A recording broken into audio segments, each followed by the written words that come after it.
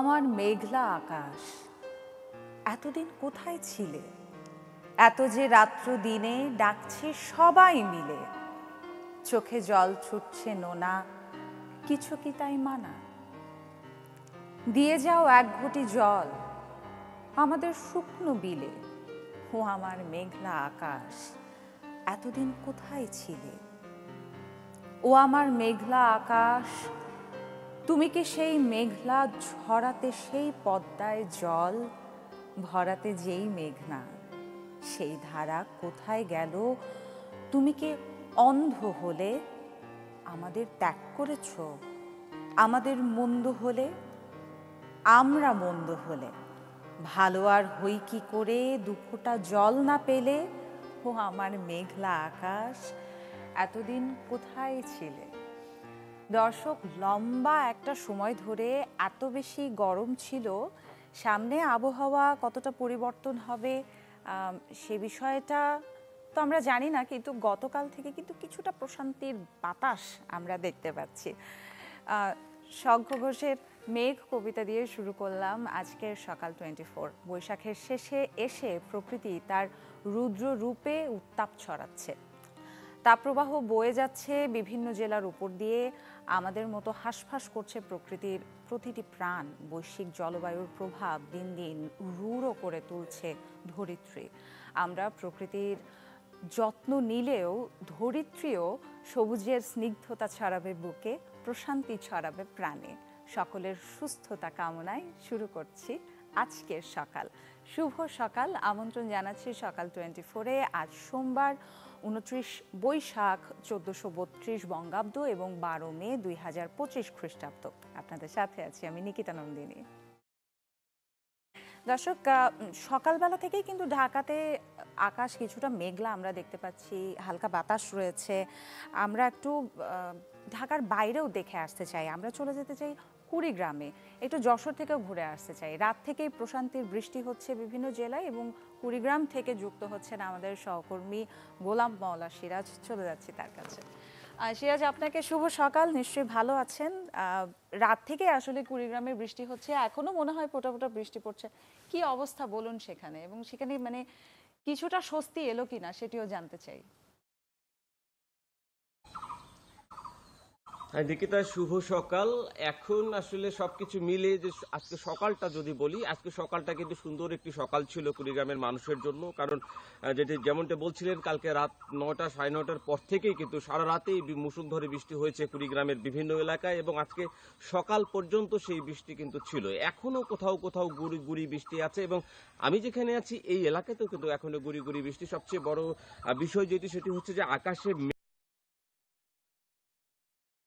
কয়েকদিন, গত প্রায় এক সপ্তাহ ধরে যে গরম ছিল, একটা ভ্যাপসা গরম বলা যায়, যে এই এলাকার উপর দিয়ে যে তাপপ্রবাহটা বয়ে গেছে সেটার থেকে মানুষ কিছুটা কিন্তু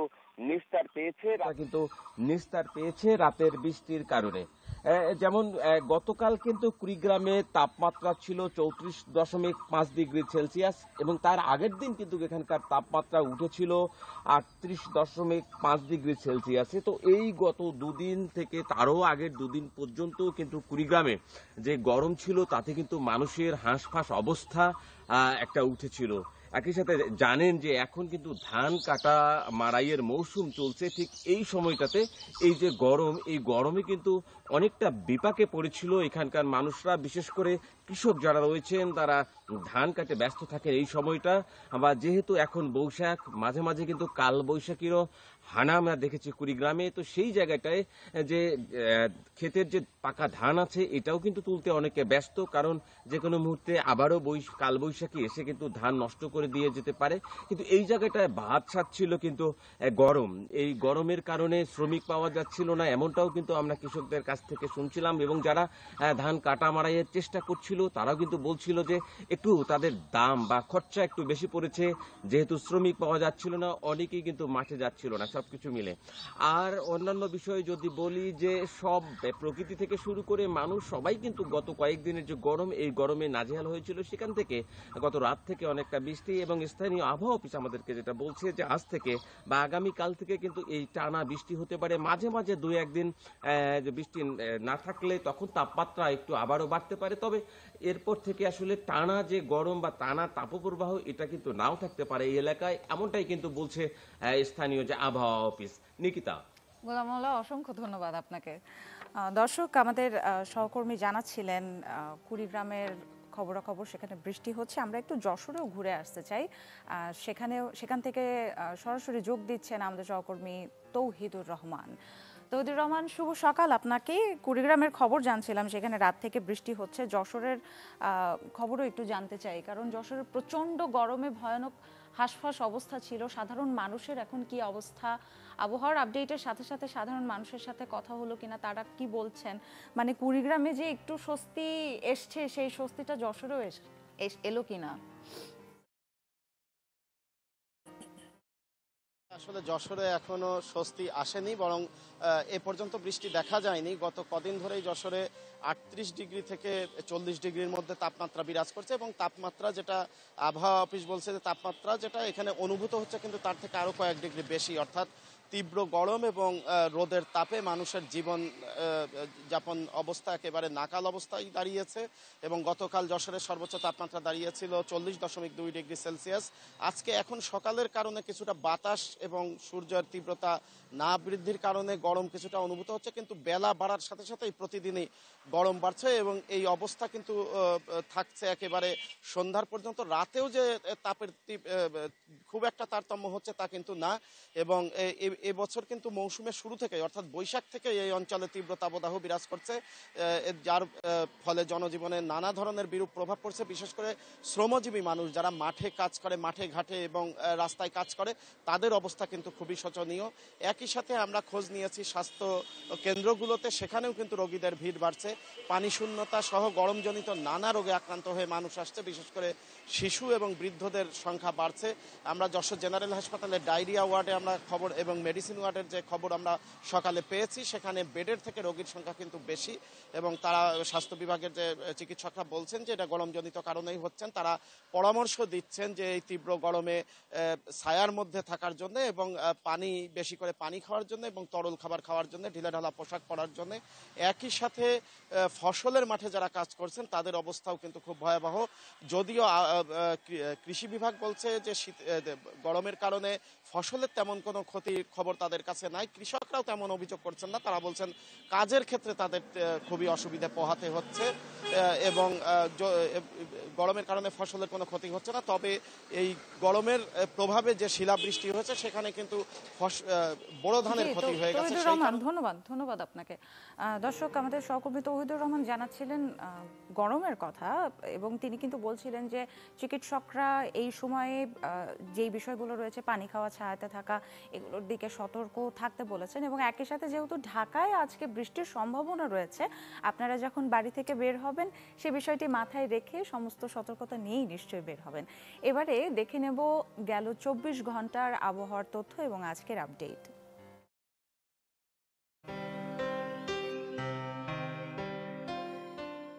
ঢাকায় সর্বোচ্চ তাপমাত্রা রেকর্ড করা হয়েছে 39.9 ডিগ্রি সেলসিয়াস, সর্বনিম্ন 29.5 ডিগ্রি সেলসিয়াস। রাজশাহীতে সর্বোচ্চ তাপমাত্রা রেকর্ড করা হয়েছে 40.8 ডিগ্রি সেলসিয়াস, সর্বনিম্ন 28 ডিগ্রি সেলসিয়াস। রংপুরে সর্বোচ্চ তাপমাত্রা রেকর্ড করা হয়েছে 36.5 ডিগ্রি সেলসিয়াস, সর্বনিম্ন 25.5 ডিগ্রি সেলসিয়াস। ময়মনসিংহে সর্বোচ্চ তাপমাত্রা রেকর্ড করা হয় 37.4 ডিগ্রি সেলসিয়াস, সর্বনিম্ন 27.2 ডিগ্রি সেলসিয়াস। সিলেটে সর্বোচ্চ তাপমাত্রা রেকর্ড করা হয় 30.1 ডিগ্রি সেলসিয়াস, সর্বনিম্ন 23.5 ডিগ্রি সেলসিয়াস। চট্টগ্রামে সর্বোচ্চ তাপমাত্রা রেকর্ড করা হয় 35.2 ডিগ্রি সেলসিয়াস, সর্বনিম্ন 28.4 ডিগ্রি সেলসিয়াস। খুলনায় সর্বোচ্চ তাপমাত্রা রেকর্ড করা হয় 40 ডিগ্রি সেলসিয়াস, সর্বনিম্ন 28.5 ডিগ্রি সেলসিয়াস। বরিশালে সর্বোচ্চ তাপমাত্রা রেকর্ড করা হয় 38.3 ডিগ্রি সেলসিয়াস, সর্বনিম্ন 27.6 ডিগ্রি সেলসিয়াস। গেল ২৪ ঘন্টায় দেশের সর্বনিম্ন তাপমাত্রা রেকর্ড করা হয় কুড়িগ্রামের রাজারহাটে ২৩.৫ ডিগ্রি সেলসিয়াস এবং দেশের সর্বোচ্চ তাপমাত্রা রেকর্ড করা হয় চুয়াডাঙ্গায় ৪১.৮ ডিগ্রি সেলসিয়াস। আজ ময়মনসিংহ ও সিলেট বিভাগের কিছু কিছু জায়গায় এবং রংপুর, ঢাকা, খুলনা, বরিশাল ও চট্টগ্রাম বিভাগের ২-১ জায়গায় অস্থায়ীভাবে দমকা হাওয়া সহ বৃষ্টি অথবা বজ্রসহ বৃষ্টি হতে পারে। আজ সারা দেশে দিনের তাপমাত্রা প্রায় অপরিবর্তিত থাকতে পারে ও রাতের তাপমাত্রা সামান্য হ্রাস পেতে পারে। দর্শক, আবহাওয়ার আপডেট জানছিলাম। আরেকটু বিস্তারিত জানতে চাই। কয়েকদিনের তীব্র তাপদাহের পর দেখা মিলল বৃষ্টির। রাতে ঢাকার বেশ কয়েকটি এলাকায় ঠান্ডা হাওয়ার সাথে হালকা বৃষ্টি হয়েছে। এতে কিছুটা কমেছে গরম, মিলেছে স্বস্তি। তবে দেশের ৫ জেলায় বজ্রপাতে প্রাণ গেছে ১২ জনের। পুলিশ জানায়, বিকেলে ব্রাহ্মণবাড়িয়ার নাসিরনগরের টেকানগর গ্রামে ধান কাটার সময় বজ্রপাতে মারা যান কৃষক আব্দুর রাজ্জাক। একটি গ্রামে প্রাণ যায় আরেক কৃষক শামসুল হুদার। এছাড়া আখাউড়ার বনজ গ্রামে ধান কাটার মেশিন মাঠে নেওয়ার সময় মারা যান জমির খা। আর রুটি গ্রামে মৃত্যু হয় সেলিম মিয়ার। এছাড়া কিশোরগঞ্জের ৪ জন এবং হবিগঞ্জে মারা গেছেন ১ জন। নওগাঁর দিয়াপাড়া গ্রামে বজ্রপাতে জিল্লুর রহমান নামে এক যুবকের মৃত্যু হয়েছে। অন্যদিকে শেরপুরে বজ্রপাতে নিহত হয়েছেন আরও ১ জন। কালবৈশাখী ঝড়ে বেশ কিছু এলাকায় ক্ষতিগ্রস্ত হয়েছে ঘরবাড়ি এবং দোকানপাট।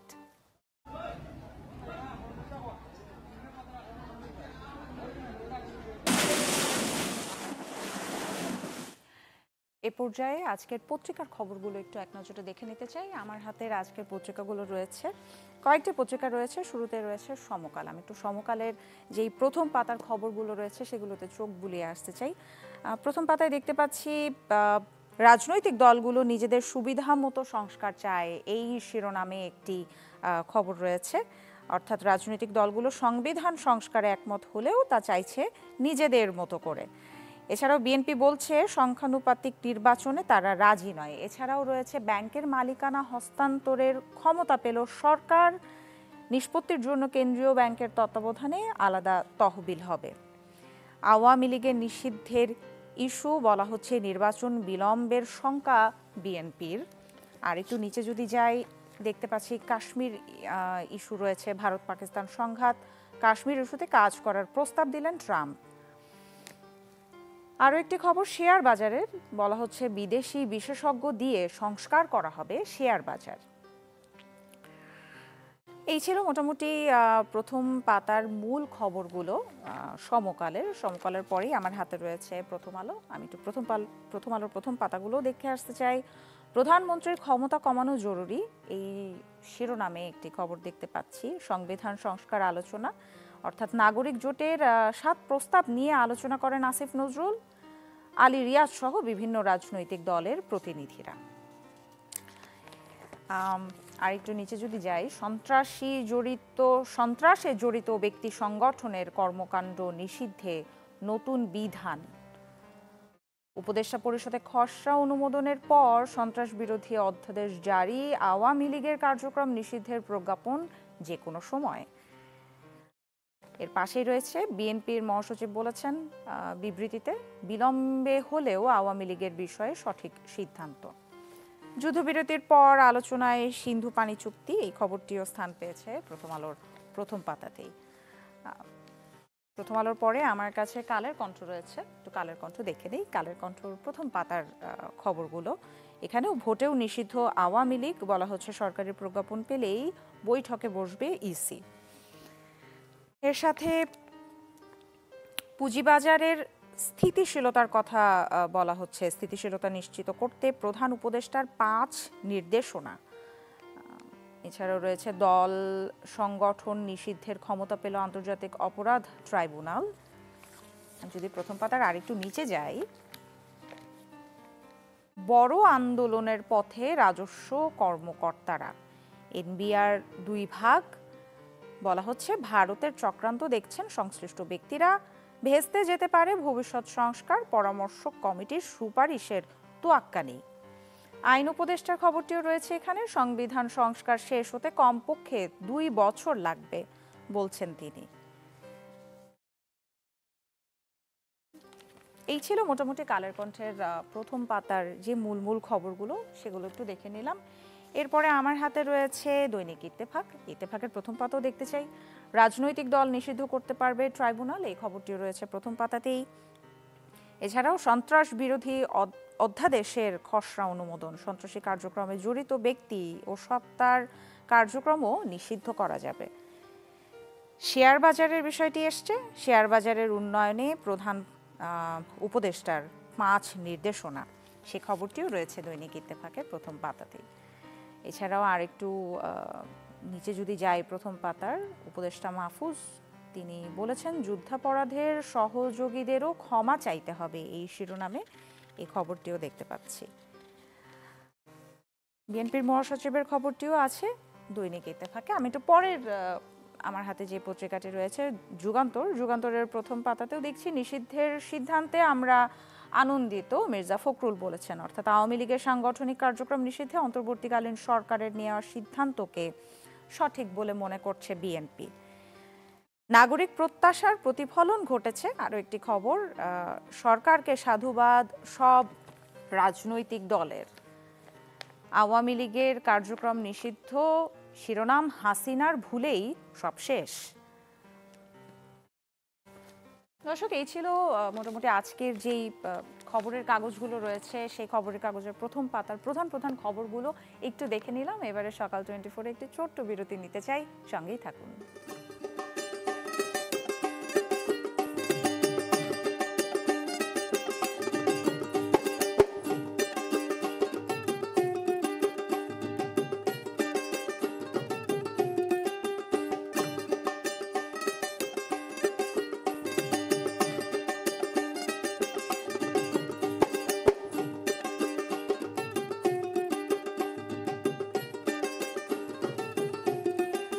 স্বাগত আরও একবার সকাল 24-এ। দর্শক, আবহাওয়ার খবর জেনেছি, এবার একটু বাজারের পরিস্থিতিও জেনে আসতে চাই। কুমিল্লাতে আমাদের সহকর্মী জাহিদুর রয়েছেন, সরাসরি তার কাছে চলে যাব। জাহিদুর রহমান, শুভ সকাল আপনাকে। আপনি বাজারে রয়েছেন, সেখানে ক্রেতা বিক্রেতাদের সাথে কথা হলো কিনা, তারা কি বলছেন, সব মিলিয়ে পরিস্থিতি জানান।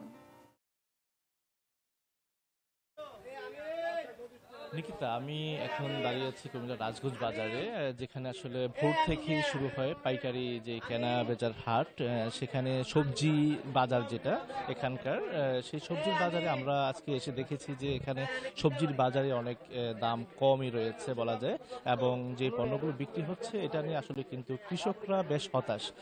যে কারণ হিসেবে তারা যেটা বলছেন যে আসলে তারা যেইটুকু খরচ ফসলের জমিতে ব্যয় করেছেন, সেইটুকু খরচ আসলে তাদের বাজারে আসার পর কিন্তু তারা পাচ্ছেন না, কাঙ্ক্ষিত যে মূল্য তারা পাচ্ছেন না, যে কারণে তারা ক্ষোভ প্রকাশ করেছেন। পাশাপাশি আমরা যখন ক্রেতাদের সাথে কথা বলি, তারা এই দাম নিয়ে কিন্তু বেশ সন্তোষ প্রকাশ করেছেন, এবং তারা বলছেন যে যে পর্যায়ে আছে সেটা তারা সন্তুষ্ট। আমরা বেশ কয়েকজন ক্রেতাদের সাথে কথা বলেছি।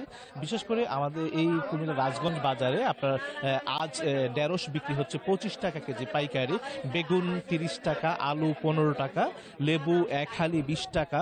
এছাড়া চাল কুমড়ো যেগুলো মাঝারি সাইজের, সেগুলো পিস হিসেবে বিক্রি হচ্ছে 30 টাকা। এছাড়া বড় ফুলকপি 40 টাকা, কাঁচামরিচ কেজি 50 টাকা। তো সব মিলিয়ে আসলে এখানকার যে বাজার, সেটা বলা যায় যে ক্রেতাদের ক্রয় ক্ষমতার মধ্যে রয়েছে। পাশাপাশি যেহেতু গত 2 সপ্তাহ আগে বাজারের দাম কিছুটা বেশি ছিল, সেই কারণে আমরা দেখেছি যে ভোক্তা অধিকার সংরক্ষণ অধিদপ্তর এবং নির্বাহী ম্যাজিস্ট্রেট জেলা প্রশাসনের তারা কিন্তু বেশ অভিযান পরিচালনা করছে বেশ কয়েকটি দোকানে। তো দেখা যাচ্ছে যে আসলে জেলা প্রশাসন এবং ভোক্তা সংরক্ষণ নিয়মিত মনিটরিং থাকার কারণে কিন্তু এখানকার বাজারের দাম অনেকটাই ক্রয় ক্ষমতার মধ্যে রয়েছে। তো আমরা এই বিষয়টা নিয়ে কয়েকজন কৃষকের সাথেও কথা বলেছি। তারা আসলে চাচ্ছেন যে তাদের যে কৃষি পণোদনা, সেটাও যদি ব্যবস্থা করা যায় তাহলে আসলে এই জায়গাটা অনেকটাই নিয়ন্ত্রণে চলে আসবে। তো নিকিতা, বলা যায় যে কুমিল্লার যে সবজির বাজার, সেটা এখন পর্যন্ত তাদের ক্রয় ক্ষমতার মধ্যে রয়েছে। তো এই ছিল এখান থেকে সর্বশেষ। নিকিতা, ধন্যবাদ আপনাকে। দর্শক, বাজারের খবর জানছিলাম। কয়েকদিন পরে বাণিজ্যিকভাবে আম সংগ্রহ শুরু হবে রাজশাহীর জেলাগুলোতে। উৎপাদন আশানুরূপ হলেও চাষিদের দীর্ঘদিনের জিম্মি দশা এখনো কাটেনি। সরকারি তরফ থেকে কোনো সহযোগিতা না মেলায় দুশ্চিন্তায় আছেন আম রপ্তানিকারকরা।